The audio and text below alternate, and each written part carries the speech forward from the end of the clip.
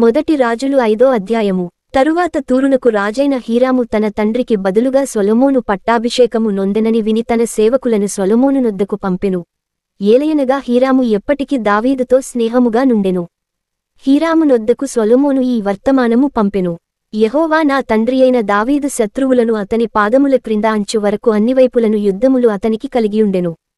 తన దేవుడైన యెహోవా నామ ఘనతకు అతడు మందిరమును కట్టింప వీలులేకపోయెనన్న సంగతిని వెరుగుదువు.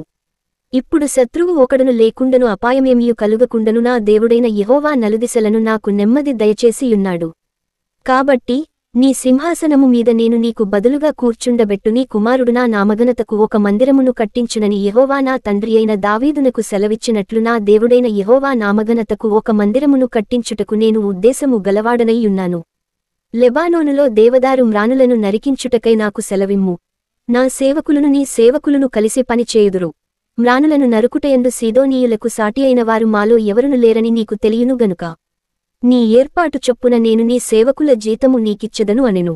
హీరాము సొలొమోను చెప్పిన మాటలు విని బహుగా సంతోషపడి ఈ గొప్ప జనమును ఏలుటకు జ్ఞానముగల కుమారుని దావీదునకు దయచేసిన యెహోవాకు ఈ దినమున స్తోత్రము కలుగునుగాక అని చెప్పి సొలొమోనునకు ఈ వర్తమానము పంపెను. నీవు నాయొద్దకు పంపిన వర్తమానమును నేను అంగీకరించితిని. దేవదారు మ్రానులను గూర్చియు సరళపు మ్రానులను గూర్చియు నీ కోరిక ఎంతటి ప్రకారము నేను చేయించెదను. నా సేవకులు వాటిని లెబానోను నుండి సముద్రమునొద్దకు తెచ్చెదరు. అప్పుడు వాటిని తెప్పలుగా కట్టించి నీవు నాకు నిర్ణయించు స్థలమునకు సముద్రము మీద చేరునట్లు చేసి అక్కడ అవి నీకు అప్పగింపబడు బందోబస్తు నేను చేయుదును. నీవు వాటిని తీసుకొందువు. ఇందును గూర్చి నీవు నా కోరిక చొప్పున జరిగించి నా ఇంటివారి సంరక్షణ కొరకు ఆహారము ఇచ్చెదవు.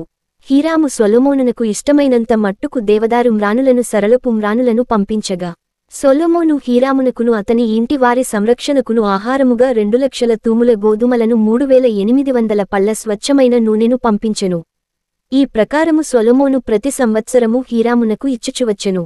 యెహోవా సొలొమోనునకు చేసిన వాగ్దానము చొప్పున అతనికి జ్ఞానము దయచేసెను. మరియు హీరామును సొలొమోనును సంధిచేయగా వారిద్దరికి సమాధానము కలిగియుండెను. రాజైన సొలొమోను ఇశ్రాయేలీయులందరి చేతను వెట్టిపని చేయించెను. వారిలో 30,000 మంది వెట్టిపని చేయువారైరి. వీరిని అతడు వంతుల చొప్పున నెలకు 10,000 మందిని లెబానోనునకు పంపించెను. ఒక నెల లెబానోనులోను 2 నెలలు ఇంటియొద్దను వారు ఉండిరి. ఆ వెట్టివారి మీద అదోనీరాము అధికారి అయి యుండెను. మరియు సొలొమోనునకు బరువులు మోయువారు 70,000 మందియు పర్వతములందు మ్రానులు నరకువారు 80,000 మందియు నుండిరి. వీరు కాక పనిమీదనున్న సొలొమోను శిల్పకారులకు అధికారులు 3,300 మంది. వీరు పనివారి మీద అధికారులై యుండిరి.